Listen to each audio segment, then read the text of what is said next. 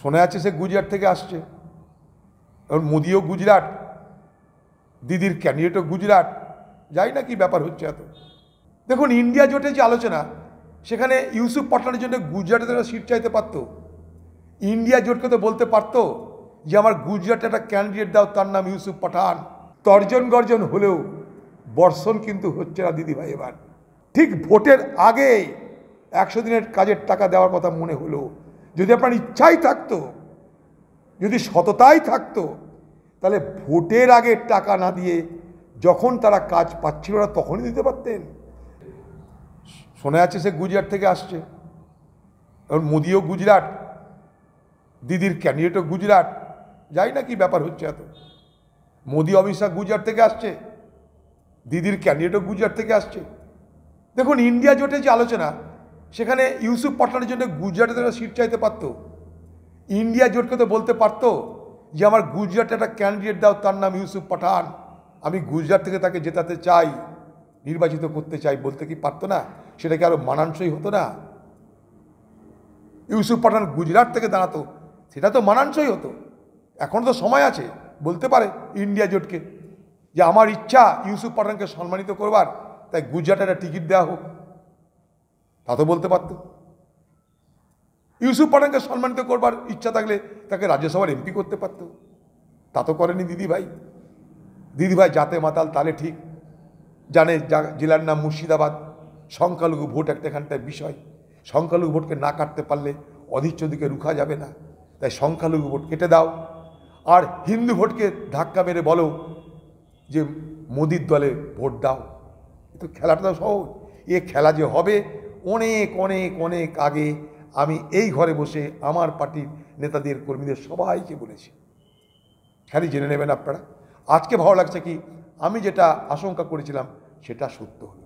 যারা আজকে গর্জন করেছে, গর্জনওয়ালাদের একটা কথা বলতে চাই, যে 100 দিনের কাজের টাকা আপনি বলছেন আমি দিলাম। কোথা থেকে দিলেন? সরকারি কোষাগার থেকে দিলেন।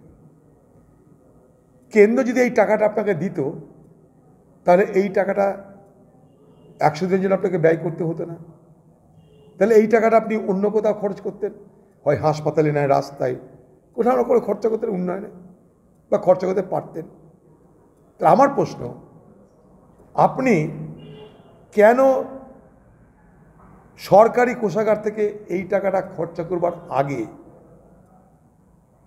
100 দিনের কাজের অধিকার যে আইনি অধিকার, সেই আইনি অধিকারকে সুরক্ষিত করার জন্য হাইকোর্ট, সুপ্রিম কোর্ট করলেন না?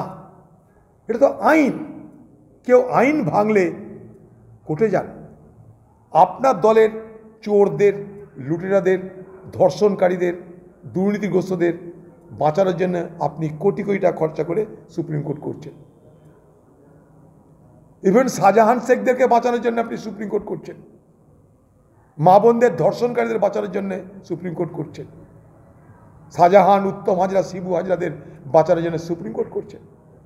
কিন্তু এই যে লক্ষ লক্ষ দরিদ্র মানুষ 100 দিনের কাছ থেকে বঞ্চিত হলো, যে 100 দিনের কাজের অধিকার তাদের আইনি অধিকার, সেই আইনি অধিকার লঙ্ঘিত যখন হচ্ছে, তখন আপনি আইনের আশ্রয় নিয়ে সুপ্রিম কোর্ট গেলেন না কেন? আপনার কাছে ধর্ষণকারীরা আগে, না বঞ্চিত 100 দিনের কাজের গরিব মানুষরা আগে? কোন স্বার্থ আপনাকে যে অগ্রাধিকার পাবে জানতে চাই। গর্জনওয়ালারা এই প্রশ্ন করে গেলাম, ওই তর্জন গর্জন যারা করছে তাকে এই প্রশ্ন করছি, কেন আপনি ঠিক ভোটের আগে 100 দিনের কাজের টাকা দেওয়ার কথা মনে হলো? যদি আপনার ইচ্ছাই থাকতো, যদি সততাই থাকতো, তাহলে ভোটের আগে টাকা না দিয়ে যখন তারা কাজ পাচ্ছিল না তখনই দিতে পারতেন। পরে যদি টাকা আসতো দিল্লি থেকে, সরিয়ে রাখতে পারতেন। এতদিন আপনি টাকা দিলেন না, মানুষের কষ্ট হলো, মানুষ গ্রাম ছেড়ে অন্য রাজ্যে চলে গেল রুটির জন্যে। এখন ভোট, এবার যদি কিছু দেওয়া যায় তাহলে পটানো যাবে, ম্যানেজ করা যাবে, তাই আপনার ভোটের আগে 100 দিনের কাজের টাকা দেওয়ার কথা মনে পড়ল। এতদিন দেননি কেন? 1, কোর্টে যাননি কেন? 2,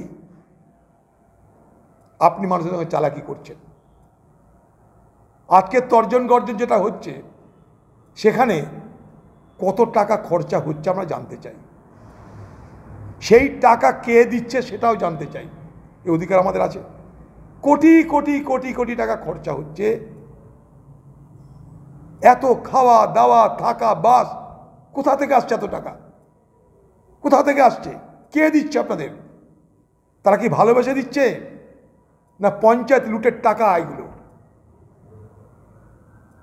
না চাকরি দেওয়ার নাম করে লুটের টাকা? কোন টাকা এটা?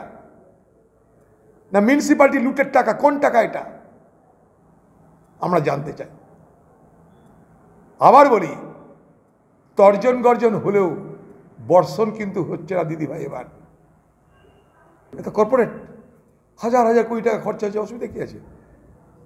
কর্পোরেট জনসভা, এটা কিসের জনসভা? নায়ক নায়িকাদের সভা হচ্ছে এখানটায়। গরিব মানুষগুলোকে ভয় দেখিয়ে, লোভ দেখিয়ে নিয়ে যাওয়া হয়েছে। এলাহি খাওয়া দাওয়ার ব্যবস্থা করা হয়েছে। প্রথম প্রশ্ন করুন বাংলার মানুষ, শাহজাহানকে কে আশ্রয় দিয়েছিল?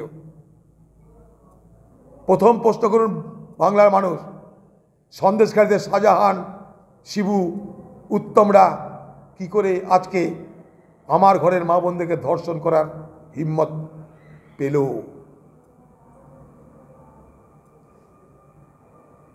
প্রশ্ন করুন কেন, কি কারণে, কি হুঁকে পড়ে মোদি রাজভবনে আর দিদি তার সঙ্গে দেখা করতে যাচ্ছে? কোন কারণ? अंदर की बात क्या है? মোদি রাজভবনে ওদিকে শাহজাহান, মোদি রাজভবন যাচ্ছে নূরজাহান। এর ব্যাখ্যা কি? যে পুলিশ অফিসার দাঁড়াচ্ছে সে তৃণমূলের হয়ে তোলা তুলছে। সে ভবানীপুরে তৃণমূলের তোলা তোলা অফিসার, জানি আমি। সে সারা বাংলার দিদির দলে যে পুলিশ অ্যাসোসিয়েশন, তার নেতা। আবার তার কাজ হচ্ছে তোলা তুলে খোকাবাবুকে দেওয়া আর দিদিকে দেওয়া। তাকে আবার ইডিও ডাকাডাকি করেছিল, খোঁজ নিয়ে দেখবেন। তো প্রারম্ভিক শুরু করেছি, এখন আমার দিল্লির নেতৃত্ব তো আমাকে বলেনি, যখন বলবে তখন আমি ভালো করে শুরু করব। আমি একজন অনুগত সৈনিক কংগ্রেস পার্টি। আমি তো এর আগেই আমি বামেদের সঙ্গে তো জোট করে নির্বাচনের পক্ষপাতিত্ব করেছি, বামেদের সঙ্গে জোট করে আমি নির্বাচন করেওছি। আমি কখনো বামেদের সঙ্গে নির্বাচনী জোটকে অস্বীকার করিনি। বামেদের সঙ্গে নির্বাচনী জোটকে বামেরা অস্বীকার করেছিল, তারা সরে গেছিল জোট থেকে, আমি কখনো সরিনি। প্রারম্ভিক কথা হয়েছে একবার দুবার, কিন্তু কোনো স্ট্রাকচার ডিসকাশন হয়নি।